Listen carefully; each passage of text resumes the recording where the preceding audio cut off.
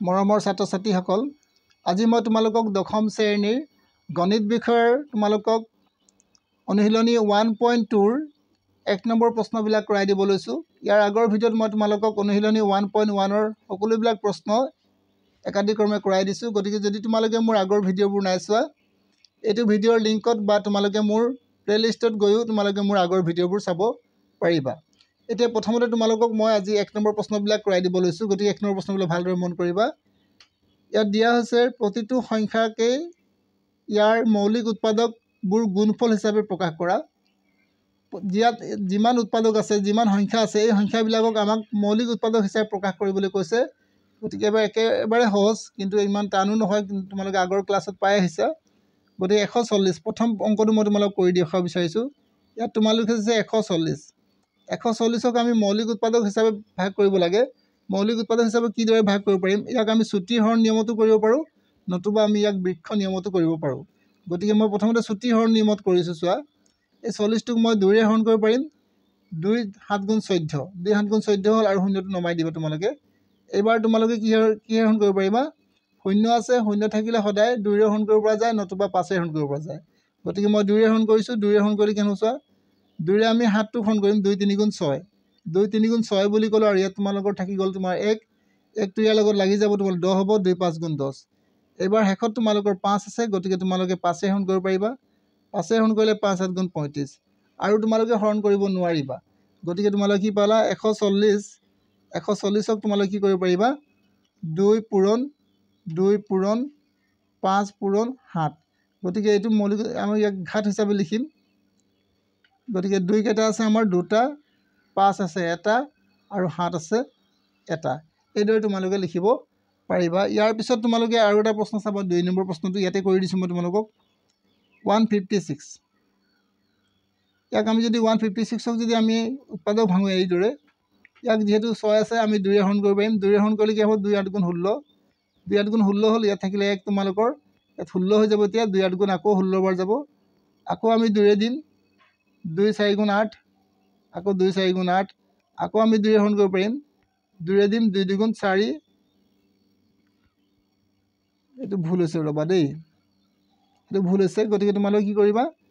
প্ৰথমতে 156 8 বাৰ নহয়, 2ৰে যাব কেইবাৰ? 2ৰে তোমালোকে 7 বাৰ দিবা। 2 7 গুণ 14 হ'ব, আৰু ইয়াত তোমালোকৰ থাকিব কিমান? 1টো তোমালোকৰ ইয়াত লাগি যাব 16 হ'ব। 2 8 গুণ 16 হ'ব। এইবাৰ তোমালোকে 2ৰে দিয়া। 2 3 গুণ 6, ইয়াত থাকিব তোমালোকৰ 1 19 হ'ব। 2 9 গুণ 18। এইবাৰ তোমালোকে ইয়াক 3ৰে হৰণ কৰিব পাৰিবা। 3 গুণ 3, 3 3 গুণ 9। মানে আমি কি পালোঁ চোৱা, 156 2 পূৰণ 3 পূৰণ 13 পালোঁ। গতিকে 2 কেইটা পালোঁ লিখিব লাগে তোমালোকে। 2 পালোঁ আমি 2টা, 3 পালোঁ 1টা, আৰু 13 পালোঁ কেইটা? 1টা। গতিকে এইদৰে তোমালোকে লিখি যাবা। ইয়াৰ পিছত নেক্সট প্ৰশ্ন আমি চাওঁ। 3 নম্বৰ প্ৰশ্নটো। 3 নম্বৰ প্ৰশ্ন তোমালোকৰ দিয়া আছে 3825। ইয়াৰো আমি উৎপাদক ভাঙিব লাগে। যিহেতু তোমালোকৰ ইয়াত 3825 দিয়া আছে, গতিকে আমি ইয়াক কিহেৰে হৰণ কৰিম? 5ৰে হৰণ কৰি চাম। 5ৰে, যিহেতু ইয়াত 5 আছে, 5ৰে হৰণ কৰিলে কেইবাৰ যাব? 5ৰে আমি 3টোক হৰণ কৰিব নোৱাৰোঁ, গতিকে আমি 38ক হৰণ কৰিম। 38ক 5ৰে হৰণ কৰিলে কেইবাৰ যাব? 7 5 গুণ 5 7 গুণ কি হ'ব? 35। 5 7 গুণ 35। বাকী থাকিলে তোমালোকৰ ইয়াত 3 থাকিলে, 3 হোৱাৰ লগে লগে তোমালোকৰ 32 হ'ব। 32ক তোমালোকে 5ৰে যাব। 5 6 গুণ 30, আৰু 5 5 গুণ 25। আকৌ তোমালোকে 5ৰে হৰণ কৰিব পাৰিবা। 5ৰে যদি হৰণ কৰা কেইবাৰ যাব? 5 6 গুণ 5, ইয়াত থাকিব তোমালোকৰ 2, 26 হৈ যাব। 5 5 গুণ 25, আৰু ইয়াত থাকিব তোমালোকৰ 1, ইয়াত থাকিব তোমালোকৰ 5। গতিকে 15 হ'ব। 5 3 গুণ 15। তোমালোকে ভালদৰে পূৰণ কৰি চাবা। 5ৰে যাব, 3ৰে যাব। এতিয়া 3ৰে যাব 5 বাৰ। 3 5 গুণ 15, 3 গুণ 3। আকৌ আমি কি আছে? একাউণ্টটোকো 3ৰে হৰণ কৰিব পাৰিম। 3ৰে দিম। 3 2 গুণ 6, ইয়াত থাকিব তোমালোকৰ 2, 3ৰে যাব। 3 গুণ 3 হ'ব। ইয়াত ভুল হৈছে। 3 গুণ 3, ইয়াত থাকিব তোমালোকৰ 2, 2 থাকিলে 21, 3 7 গুণ 21, আৰু হৰণ নাযায়। গতিকে তোমালোকে এবাৰ লিখিবা 3825। ইয়াৰ উৎপাদক কি কি পালোঁ আমি? 5 পূৰণ 5 পূৰণ 3 পূৰণ 3 পূৰণ 17। গতিকে কি হ'ল? 5 2টা পালোঁ, 3 2টা পালোঁ, আৰু 17 বুজি পাইছা এতিয়া নিশ্চয় ইয়াৰ পিছত আমি নেক্সট প্ৰশ্নটোলৈ আহোঁ এতিয়া ইয়াত কি নম্বৰ দিম 4 নম্বৰ কি আছিল আমাৰ 5005 ইয়াক আমি কিহে হৰণ কৰিম ইয়াক যেহেতু 5 আছে আমি 5 হৰণ কৰিব পাৰিম গতিকে 5 হৰণ কৰা যাওক 5005 ইয়াক 5 হৰণ কৰিলে 5 এগুণ 5 0 0 আৰু 1 1001 ওলালে 1001ক আমি কিহে হৰণ কৰিব পাৰিম এতিয়া চোৱা ইয়াক আমি 3 হৰণ কৰিব পাৰিম নেকি বা আমি ইয়াক 7 হৰণ কৰিব পাৰিম নেকি ভালদৰে চাম এতিয়া এইবাৰ আমি ইয়াক হৰণ কৰিব চাম ইয়াক যদি হৰণ কৰোঁ আমি কিহে হৰণ কৰিম চোৱা ইয়াক আমি যদি গোটেইবিলাক যোগ কৰোঁ এইটোতো 2 ৰে হৰণ নাযায় আৰু গোটেইবিলাক যোগ কৰিলে আমাৰ 2 ওলালে তেতিয়া আমি ইয়াক 3 ৰে হৰণ নাযায় বুলি গম পাম গতিকে ইয়াক আমি 7 ৰে এটা হৰণ কৰি চাম 7 ৰে হৰণ কৰিলে কেইবাৰ চাওঁ 7 এগুণ 7 ইয়াত 7 এগুণ 7 বাৰ দিলোঁ ইয়াত থাকিলে তোমালোকৰ 3 সেই 3টো তোমালোকৰ ইয়াত লাগি যাব 30 হ'ব আৰু 7 ৰে 30ক আমি কেইবাৰ দিম 7 4 গুণ 28 বাকি থাকিব তোমালোকৰ ইয়াত 2 2টো ইয়াৰ লগত 21 হৈ যাব গতিকে 7 3 গুণ 21 এইবাৰ আকৌ আমি কি হৰণ কৰিম 143ক আমি 11 ৰে হৰণ কৰিব পাৰিম 11 ৰে হৰণ কৰিলে 11 গুণ 11 হ'ব আৰু বাকি থাকিব ইয়াত 3 33 হ'ব 3 গুণ 33 আৰু হৰণ নাযায় গতিকে তোমালোকে লিখিবা 5005 ইকুৱেল টু 5 7 11 into 13 এইটো তোমালোকৰ উত্তৰ হৈ গৈছে গতিকে আমি এইখিনি ভালদৰে বুজি পালোঁ ইয়াৰ পিছত আমি নেক্সট প্ৰশ্ন তোমালোকৰ আৰু এটা আছে চাগে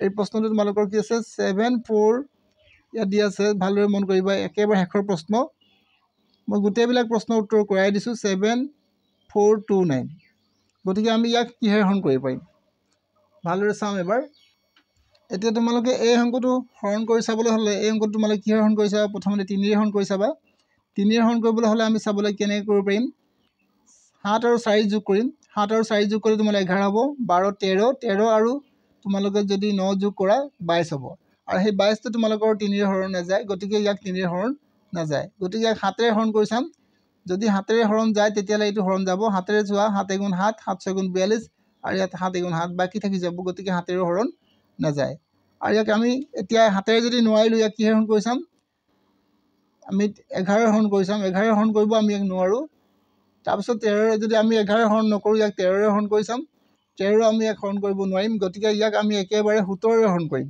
গতিকে তোমালোকে বেলেগ এখন অন্য এখন বহিত চাই ল'বা মই ইয়াত দেখুৱাই দিব বিচাৰিছো 7429 যদি মই ইয়াক 17 ৰে হৰণ কৰো কেইবাৰ দিম 17 গুণ 17 যদি আমি 3 বাৰ দিওঁ 3 17 গুণ 51 আৰু যদি 4 বাৰ দিওঁ 4 বাৰ দিলে কি হ'ব 4 7 গুণ 28 4 গুণ 4 5 6 মানে 68 ওলালে 4 বাৰ দিলোঁ বাকি থাকিলে তোমালোকৰ ইয়াৰ পৰা ধাৰ লোৱা 14 14 পৰা 8 গ'লে তোমালোকৰ 6 থাকিব ইয়াত থাকিব তোমালোকৰ 2 62 ওলালে এবাৰ তোমালোকে 3 বাৰ দিবা 3 বাৰ দিলে কি হ'ব 3 17 গুণ 51 হ'ব বাকি থাকিব তোমালোকৰ 1 এফালে তোমালোকৰ 1 এফালে 9 গতিকে এইবাৰ কেইবাৰ দিবা চোৱা যেহেতু 9 আছে গতিকে 7 বাৰ দি চোৱা 7 বাৰ দিলে 7 7 গুণ 49 7 গুণ 7 7 4 11 মানে কেইবাৰ গ'ল 437 গতিকে আমি ইয়াত 17 ৰে হৰণ কৰি চাম ইয়াক যদি আমি 17 ৰে হৰণ কৰোঁ 7429ক যদি আমি হৰণ কৰোঁ 17 ৰে কেইবাৰ দিছিলোঁ আমি চাই ল'ম ভালকৈ এবাৰ কেইবাৰ দিলোঁ আমি চাই লওঁ ইয়াত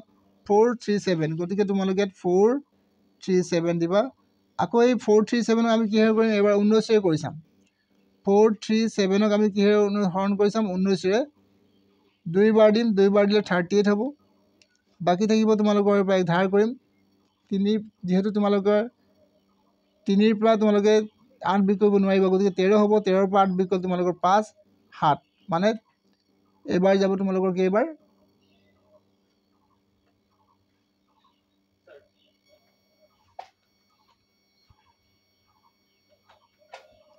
এতিয়া তোমালোকে কি কৰিবা ইয়াক 19 ৰে হৰণ কৰিবা 19 যদি হৰণ কৰা মই 19 হৰণ কৰি দেখুৱাইছোঁ কেইবাৰ যাব চোৱা 19 হৰণ কৰিছিলোঁ কেইবাৰ গ'ল 2 বাৰ গ'ল 38 ওলালে তাৰপিছত তোমালোকৰ 57 থাকিলে এইবাৰ 3 বাৰ দিয়া গতিকে 51 হৈ গ'ল গতিকে কেইবাৰ গ'ল আমাৰ 23 বাৰ গতিকে আমি 19 ৰে হৰণ কৰিলোঁ কেইবাৰ গ'ল 23 বাৰ গ'ল গতিকে আমি কি পালোঁ ইয়াত লিখি যাম 7429 ইকুৱেল টু 7 into 19 into 23 এইদৰে তোমালোকে লিখিব পাৰিবা গতিকে এইখিনি আছিলে তোমালোকৰ 1.2ৰ 1 নম্বৰৰ যিকেইটা তোমালোকৰ প্ৰশ্ন দিয়া হৈছিল গোটেইবিলাক প্ৰশ্ন মই কৰাই দিলোঁ আৰু যদি তোমালোকৰ নেক্সট প্ৰশ্নবোৰ লাগে তোমালোকে ভিডিঅ'টো এবাৰ চেনেলটো এবাৰ ছাবস্ক্ৰাইব কৰি থবা যাতে মই প্ৰতিটো ভিডিঅ' দিলে তোমালোকৰ ন'টিফিকেশ্যন মোবাইলত যায় আৰু যদি তোমালোকৰ মোৰ চেনেলটো চাই উপকৃত হ'ব পাৰিছে তেতিয়াহ'লে ভিডিঅ'টো এবাৰ লাইক কৰিবা ছাবস্ক্ৰাইব কৰিবা আৰু শ্বেয়াৰ কৰিবা আজিলৈ মই তোমালোকক ইমানতে এৰিব বিচাৰিছোঁ নেক্সট ভিডিঅ'ত আকৌ লগ পাম